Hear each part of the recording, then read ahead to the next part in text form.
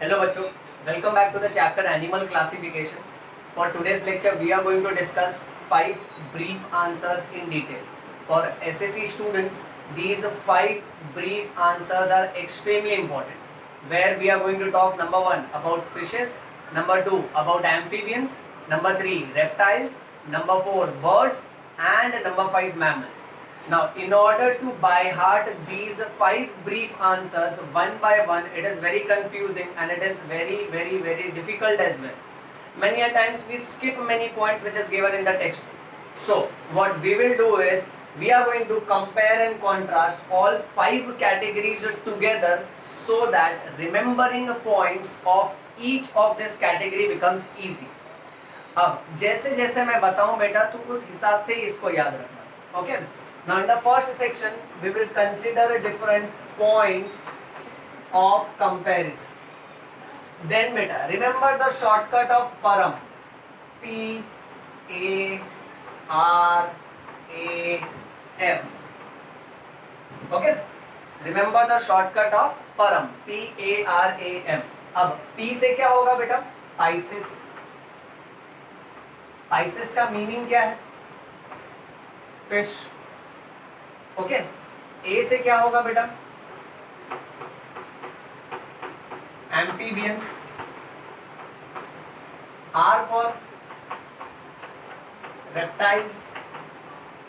बेटा A for aves. Aves का meaning birds. And M for mammals. So इतना याद हो गया बच्चों? बोलो बच्चों, क्लियर है इतना? Okay. So the shortcut is परम.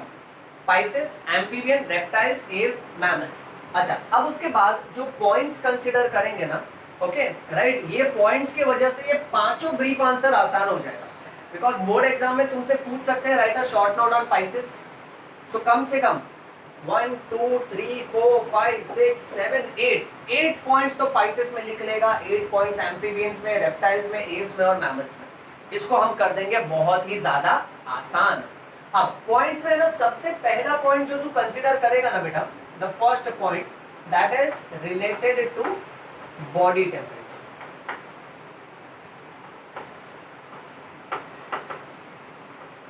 देन बेटा second point that you will consider will be related to chambers of the heart. यानी हार्ट के अंदर कितने चेम्बर्स है, कितने कंपार्टमेंट्स है. Third point that we are going to consider will be related to respiration. Fourth point will be related to skeleton. Fifth point will be related to habitat. Habitat means living area, कि ये कहां पर पाए जाते हैं ज्यादा बेटा. Okay. Then sixth point थोड़ा डिटेल वाला रहेगा. सिक्स्थ पॉइंट इनके बॉडी से रिलेटेड होगा. सेवेंथ पॉइंट अपेंडेजेस से रिलेटेड है. अपेंडेजेस का मतलब हैंड्स एंड लेग्स.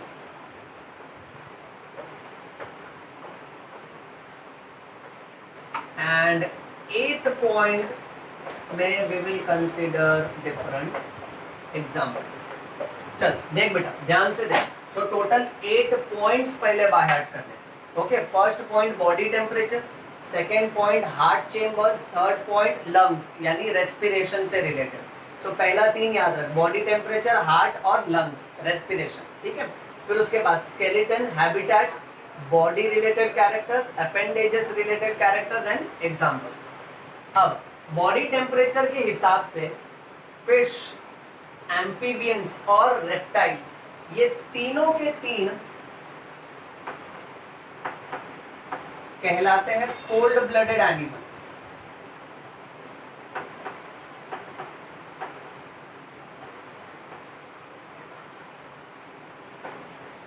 तो तीनों में we are going to mention these are cold blooded animals.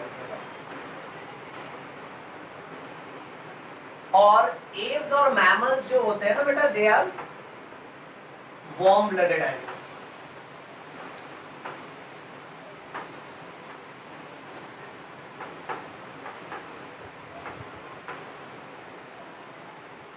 अच्छा सर, कोल्ड ब्लडेड यानी इनका खून ठंडा होता है और वार्म ब्लडेड यानी इनका खून गर्म होता है? नहीं, ऐसा नहीं है, ऐसा बेवकूफी जैसा सोचने का भी नहीं। कोल्ड ब्लडेड एनिमल्स का मतलब ये होता है कि इनके शरीर का टेम्परेचर एनवायरनमेंट के टेम्परेचर के हिसाब से बदलते जाता है। So it is changing temperature. So समझो अगर एक मछली किसी पानी में है, पानी का टेम्परेचर सपोज 30 डिग्री है, तो उसका बॉडी टेम्परेचर भी 30 डिग्री। फिर वो स्विम करके दूसरे पानी में गई, उधर समझो पानी का टेम्परेचर 20 डिग्री है, तो उसका भी टेम्परेचर 20 डिग्री हो जाएगा। जबकि वार्म ब्लडेड एनिमल्स में ऐसा नहीं होता है। वार्म ब्लडेड एनिमल्स में the body temperature remains constant in spite of the changing environmental temperature. हम इंसान ओके मैमल्स के कैटेगरी को बिलोंग करते हैं, हम वार्म ब्लडेड है, यानी हमारा अंदरूनी शरीर का तापमान हमेशा कांस्टेंट रहता है बेटा। नेक्स्ट, कोल्ड ब्लडेड एनिमल्स के लिए एक और हाई-फाई वर्ड है। Cold blooded animals are also called as poikilothermic animals.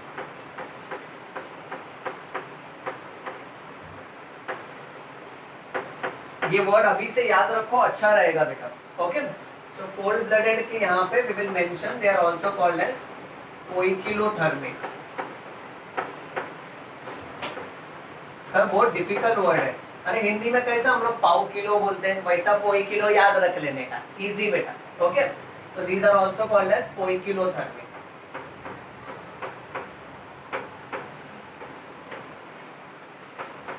पोइकिलो means ever changing and thermic का मतलब temperature.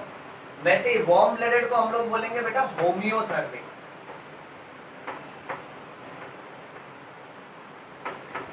Homeo means same and thermic means temperature. The body temperature remains same. The body temperature remains constant. That is why homeothermic, also called as warm blooded. चलिए यहाँ पर भी हम लोग लिख ले homeothermic.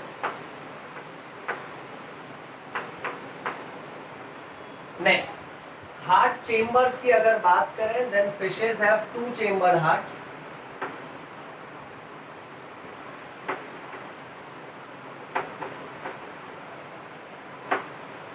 Amphibians have three-chambered heart.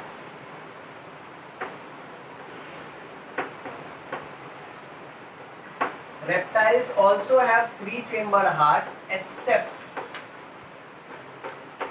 crocodile,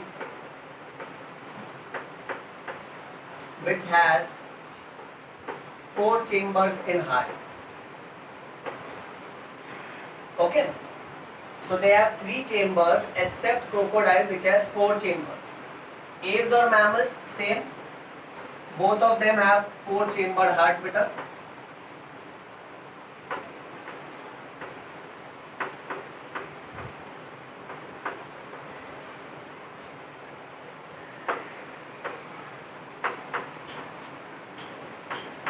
देख रहा है एव्स और मैमल्स का देख पहला पॉइंट भी सेम था, होमियोथर्मिक। दोनों वार्म ब्लडेड थे और दोनों के हार्ट में फोर चेंबर्स है। यानी अगर हमारे हार्ट को okay suppose we take heart out right, और इस हार्ट को अगर वर्टिकली कट करें it opens up and then आगे का पोर्शन हटा के जब पीछे वाला पोर्शन देखें ना तो इसके अंदर चार कंपार्टमेंट होते हैं, दो कंपार्टमेंट ऊपर की तरफ, दो कंपार्टमेंट नीचे की तरफ। ये मैं तुमको एडवांस लेक्चर में बहुत डिटेल में सिखाऊंगा बच्चों। ओके, सो फिलहाल याद रखना two chamber heart, three chamber except crocodile which shows four chamber, then four chamber and four chamber heart. Respiration की अगर बात करें ना तो मछलियों में रेस्पिरेशन किसकी मदद से होता है? गिल्स की मदद से। एम्फीबियंस में रेस्पिरेशन किसकी मदद से होता है? So they breathe through moist skin. उसके बाद रेप्टाइल्स ये सब ना ओके रेप्टाइल्स के बाद सब के सब लोग सांस लेते हैं किसकी मदद से बेटा? लंग्स की मदद से। तो एग्जाम में ना ऐसा खाली लंग्स नहीं लिखने का, एक एक पॉइंट डिटेल में लिखने का। That respiration in years is carried out with the help of lungs. Okay, यहाँ पे हम लोग खाली कीवर्ड्स लिख रहे हैं बट एक एक पॉइंट को एक्सपांड करके एग्जाम में डिस्क्राइब करने का। Moving on, skeleton. अब मछलियों में जो एक्सोस्केलेटन है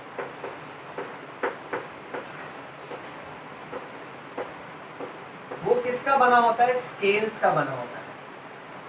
अच्छा, एक्सोस्केलेटन, स्केलेटन दो तरह का होता है। एक्सोस्केलेटन और एंडोस्केलेटन।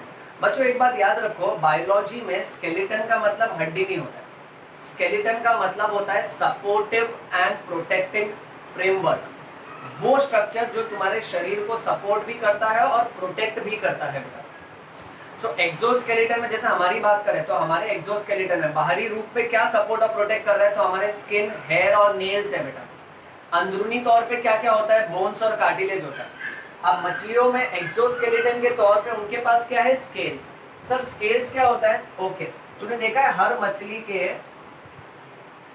बॉडी के ऊपर ऐसा, चमड़ी के ऊपर ऐसा एक्स्ट्रा कवरिंग होता है बेटा, इस एक्स्ट्रा कवरिंग को हम लोग बोलेंगे scales. So scales are a part of their exoskeleton. Amphibians में exoskeleton point of view we have to remember that amphibians में scales are absent.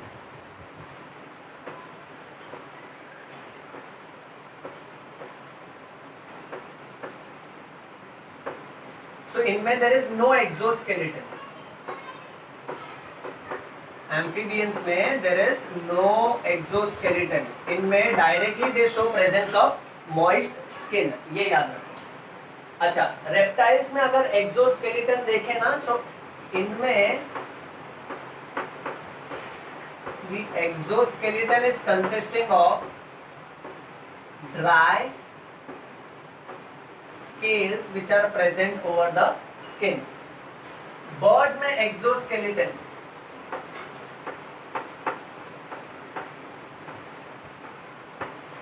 exoskeleton is consisting of feathers. Okay, so इनके पंख के ऊपर what you find is feathers, wings के ऊपर तुमको feathers मिलेंगे बेटा, और इनके पैर की जो मोटी चमड़ी होती है ना, उस मोटी चमड़ी पे स्केल्स होते हैं, उसको स्केल्स बोलेंगे। Whereas हम इंसानों में एक्सोस्केलेटन क्या क्या होगा,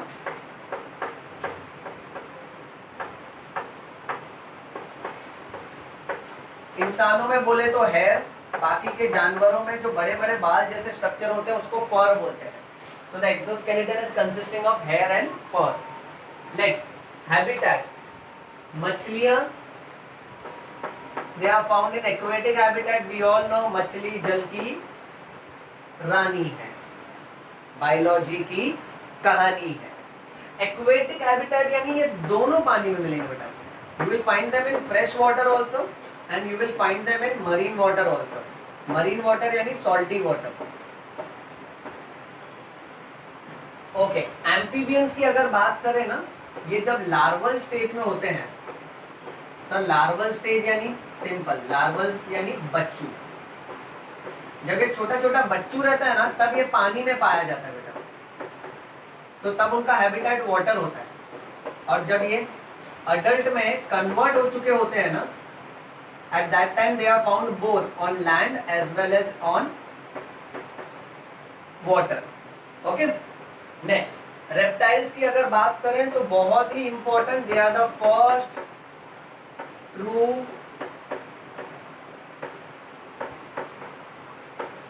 terrestrial animals. Terrestrial means living on land.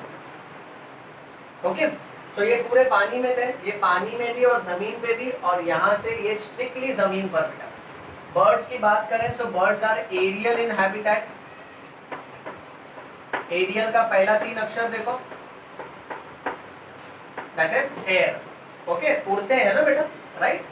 अच्छा, मैमल्स की अगर बात करें ना, सो मैमल्स पानी में भी पाए जाते हैं। यू हैव एक्वेटिक मैमल्स जैसे कि फॉर एग्जांपल व्हेल। अच्छा, फिर मैमल्स लैंड पे भी पाए जाते हैं, जैसे example let's say cat and dog and humans. अच्छा, फिर मैमल कैसे है ना, हवा में भी पाए जाते हैं, दे आर एरियल आल्सो बेटा, for example bat. Okay, right. Then there are certain mammals which are arboreal. Arboreal यानी trees पे पाए जाते हैं, उसका commonest example monkey. However, trees यानी land पे ही आ गया, so you can consider it to be the same. That is absolutely okay बेटा। इतना भी एग्जाम में लिखा ना, it is more than enough. Moving on, next. अब बात करेंगे इनके बॉडी से रिलेटेड कैरेक्टर्स की। पाइसेस की स्पेशल बात ये होती है कि इनका बॉडी जो है ना वो स्पिंडल शेप है।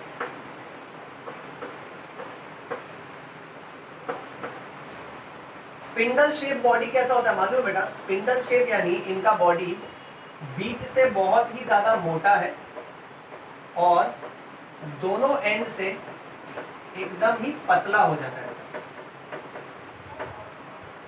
So this shape is called as spindle shape, where it is more broad at the center and it is absolutely becoming tapering. It becomes narrow towards either end. अब इनका body ऐसा spindle shape क्यों होता है? So that they can cut the currents of water and they can swim. क्योंकि पानी का जब बहाव आता है ना, the water offers resistance. So because of spindle shape, आगे से narrow होने की वजह से they can swim against the resistance of water. Similarly, this same point we will study for birds also. अब birds में भी अगर हम लोग देखेंगे ना, let's say suppose for example, the head वाला part, then the body वाला part and the tail वाला part. Okay, right? So here they are very broad and you see the beak and the tail which is very narrow. So birds में भी what you will find is spindle shape. They also have spindle shaped body. Why? Because even birds, they can fly against the resistance of air. Okay, so ये हवा को चीर के आसानी से उड़ पाते हैं. तो ये याद रखने का, यहाँ पर स्पिंडल शेप और बर्ड्स में भी स्पिंडल शेप. अच्छा, एम्फीबियंस की अगर बात करें ना, so एम्फीबियंस का body related character number 1, they have prominent eyes. यानी बड़ी बड़ी आंखें होती हैं. जैसे मेंढक की आंखें देखिए बेटा, प्रोमिनेंट, आसानी से नजर आ जाती है, ऐसा लगता है कि घूर रहा है तुमको. सो प्रोमिनेंट आईज. और तो और आईज आर विथ आईलिड्स. हमारे पास कैसे अपर आईलिड और लोअर आईलिड है वैसे. अच्छा, इनमें दूसरी स्पेशल बात ये है कि इनके पास नेक नहीं होता है, इनके पास एक्सटर्नल ईयर नहीं होता है. So no neck and no external ear.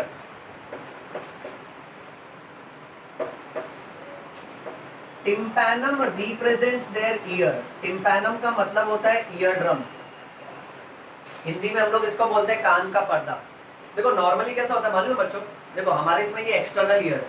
Okay, उसके बाद ना अंदर की तरफ जाएंगे तो कान का पर्दा आता है, which is called as tympanum. फिर आता है मिडल ईयर और उसके बाद आता है इंटरनल ईयर. ओके, सो इनमें कैसा एक्सटर्नल ईयर है नहीं, डायरेक्टली कान का जो हिस्सा है वो क्या है? टिम्पैनम है. So tympanum represents the ear and tympanum is also called as ear drum. Next, reptiles में अगर बात करें ना बेटा, ओके, सो रेप्टाइल्स में याद रखो कि neck is present.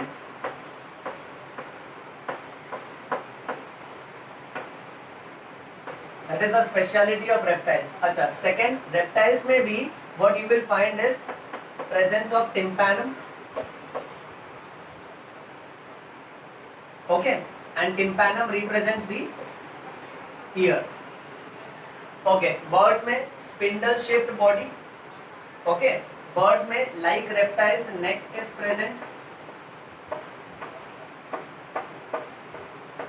And birds में special point is they show presence of beak. चोंच होती है ना इनके पास बेटा, so they show presence of beak. Fine, moving on. Mammals. Mammals के बॉडी पॉइंट ऑफ व्यू तुमको कौन से पार्ट्स मिलेंगे? मैमल्स के पास हेड होता है, नेक होता है, ट्रंक होता है और कोई कोई मैमल्स के पास टेल्स भी होते हैं. Okay, tail will be. Okay, so head, neck, trunk and tail. अच्छा, trunk means the chest and the abdomen put together, right? So mammals will show presence of these many parts. अच्छा, mammals की speciality ये है कि इनके पास external ear होता है. External ear का दूसरा नाम है pinna. So external ear, that is pinna, is present. Right? चलो moving on. Appendages. अब हाथ और पैर की बात करें. मछलियों में अगर हम लोग बात करें बेटा, तो हम सबको मालूम होना चाहिए कि मछलियों में what you will find is हाथ पैर तो होते नहीं है, पर हाथ पैर के बदले ये होता है, इसको क्या बोलते हैं? फिन्स. अब देख, एक ऊपर है तो एक नीचे है, तो इसको मैं बोलूंगा पेयर्ड फिन्स. अच्छा, उसके साथ साथ समझो एक सिर्फ ऊपर की तरफ है तो उसको मैं बोलूंगा unpaired fins. So they show presence of paired and unpaired fins. अच्छा, दूसरी स्पेशल बात ये है,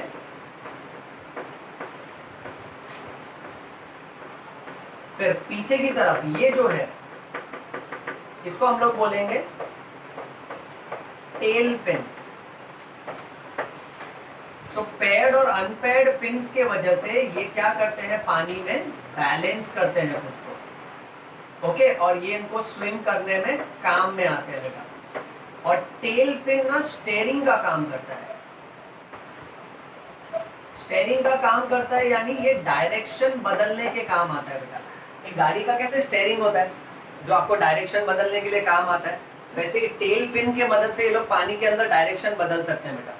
सो अपेंडेजेस में हाथ पैर की अगर बात करें ना, तो मछलियों के पास पेयर्ड और अनपेयर्ड फिन्स दोनों भी होते हैं, which is used to balance them, which is used for swimming, okay, and the tail fins are acting as a steering which helps to change direction while swimming, okay.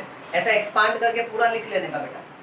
अच्छा, फिर वही appendages की बात अगर हम लोग एम्फीबियंस में करें, सो एम्फीबियंस में कैसा है ना, they will show presence of two pairs of appendages. ये ना सब में ही लिख देंगे हम, ओके।